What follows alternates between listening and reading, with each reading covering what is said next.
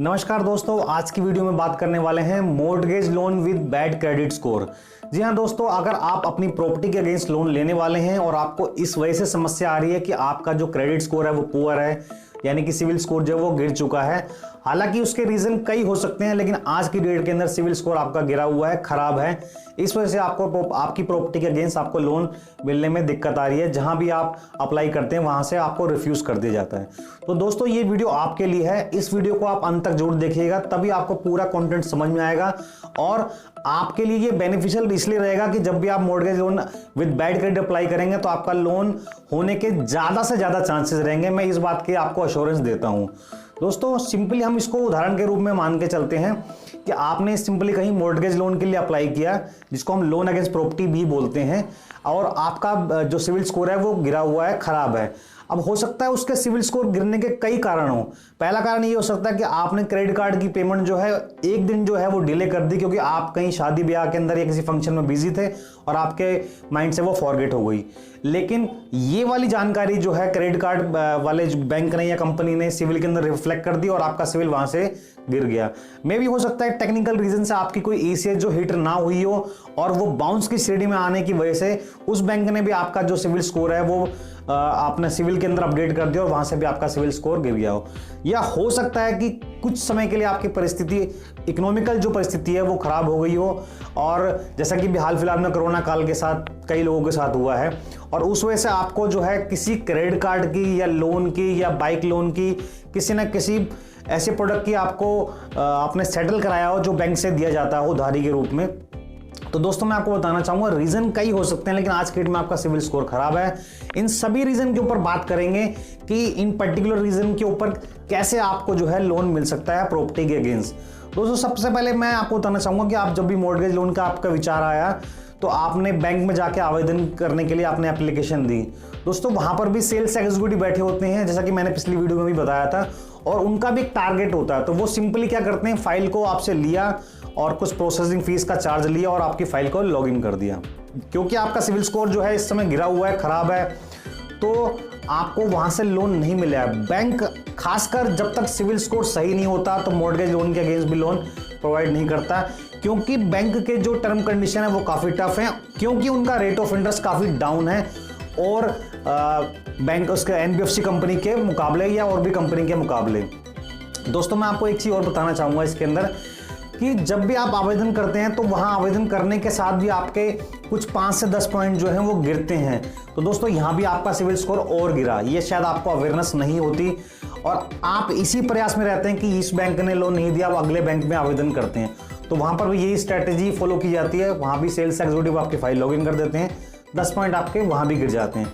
तो कुल मिला के 2-3 बैंकों में आवेदन करने के बाद आपका लोन रिजेक्ट ही रहता है। दोस्तों, हो सकता है कि आपको इमरजेंसी को जरूरत पड़ी हो सकता है घर में शादी ब्याह का कोई फंक्शन अचानक रख दिया गया हो, या बिजनेस के अंदर कुछ आपको अपॉर्चुनिटी दिखाई दी हो, उस वजह से आपको फंड्स की जरूरत हो, या कोई पर्सनल आपके रीजन हो सकते हैं जिसकी वजह से आपको अचानक फंड्स की जरूरत पड़ी और आप प्रॉपर्टी के अगेंस्ट लोन लेना चाह रहे हैं, क्योंकि आपको नॉर्मली पर्सनल लोन नहीं मिल रहा या कोई और चीज नहीं मिल रही बैड क्रेडिट के थ्रू। आपको मैं बताना चाहूंगा, सिंपली आप नॉन बैंकिंग फाइनेंस कंपनी के अंदर आवेदन करें mortgage loan with bad credit, आपको लोन मिलने के चांसेस अधिक रहेंगे। वो कैसे रहेंगे वो भी बताता हूं मैं। पर दोस्तों, मैं आपको एक चीज बताना चाहूंगा, आप किस देश के किस राज्य में रहते हैं, किस क्षेत्र में रहते हैं, किस एरिया में रहते हैं, वो आप जो है मुझे कमेंट्स करके बता सकते हैं। मैं उस पर्टिकुलर एरिया का जो भी एनबीएफसी कंपनी है जो mortgage loan with bad credit देने में आपको सहायक रहेगी, उसका नाम मेंशन करूंगा और पूरी कोशिश करूंगा आपको जल्दी से जल्दी आपके प्रश्न का आंसर देने की कोशिश करूं। तो आप मुझे नीचे कमेंट्स करके पूछ सकते हैं, मैं आपको जरूर बताऊंगा। दोस्तों, अब बात करते हैं mortgage loan with bad credit. NBFC के अंदर जब आप आवेदन करते हैं तो वहां के भी जो क्रेडिट मैनेजर हैं जो आपके लोन को अप्रूव्ड या डिसअप्रूवल का फैसला लेते हैं, वो क्यों मानेंगे इस बात को। दोस्तों, मैं आपको बताना चाहूंगा, एनबीएफसी का जो रेट ऑफ इंटरेस्ट है वो ज्यादा होता है अगर कंपैरिजन करें बैंकों के मुकाबले।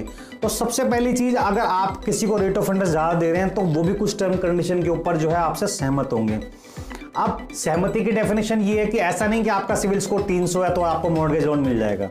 इसमें बड़ी इंपॉर्टेंट बात ये वाली है कि आपका सिविल स्कोर 300 है या 500 है, 550 है, 600 है या 650 से ऊपर भी है, तो भी आपको लोन मिलने में दिक्कत आ सकती है। अब बात करते हैं कि एनबीएफसी क्रेडिट मैनेजर क्यों देंगे आपको कम सिविल स्कोर के ऊपर लोन। जैसे मैंने बताया कि उनका रेट ऑफ इंटरेस्ट ज़्यादा होता है और प्रोसेसिंग फीस भी उनकी बैंकों के मुकाबले ज़्यादा होती है। अब बात करते हैं कि अगर आपका क्रेडिट कार्ड की पेमेंट डिले होने की वजह से आपका सिविल स्कोर गिरा, या आपका ईसीएस बाउंस की वजह से गया, या आपने कोई सेटलमेंट करी, दोस्तों ये सारा का सारा स्पष्टीकरण आपने क्रेडिट मैनेजर को जरूर बताना है जब वो आपसे आपके बिजनेस पॉइंट के ऊपर आपसे मीटिंग करने के लिए आएंगे। इसको हम पर्सनल डिस्कशन बोलते हैं, पीडी बोलते हैं। जब भी वो आपके पास आए या फोन टेलीफोनिक पीडी हो, तब भी आपने उनको सारी की सारी इंफॉर्मेशन देनी है। कुछ भी बात जो है आपने छुपानी नहीं है, क्योंकि पहला संकेत ये जाता है कि अगर आप आज झूठ बोलते हैं क्रेडिट मैनेजर से, तो उनके मन में ये विचार आता है कि अगर क्लाइंट आज झूठ बोल रहा है तो भविष्य में कितना झूठ बोलेगा हमारी पेमेंट को देने के लिए। तो ये पहला इंपैक्ट होता है, सबसे पहला इंपैक्ट। आप झूठ बिल्कुल ना बोलें। जो जो आपके साथ घटित हुआ सारी की सारी इंफॉर्मेशन आप क्रेडिट मैनेजर को दें, क्योंकि उनके पास सिविल की रिपोर्ट आ जाती है और सिविल की रिपोर्ट में एक एक चीज़ इंफॉर्मेशन होती है, कितने दिन आपकी पेमेंट डिले हुई है। तो वहाँ आपने झूठ नहीं बोलना। हाँ, आपने कन्वेंस जरूर करना है क्रेडिट मैनेजर को इस बात के लिए कि उस समय सर्टेन रीज़न थे, एक्चुअल रीज़न था। जैसे कोरोना काल में कई लोगों की जो ईएमआई बाउंस हुई हैं, सभी जानते हैं जब लोगों के काम बंद हो गए, नौकरी चली गई, तो ईएमआई कहाँ से देंगे, डिले हुई हैं।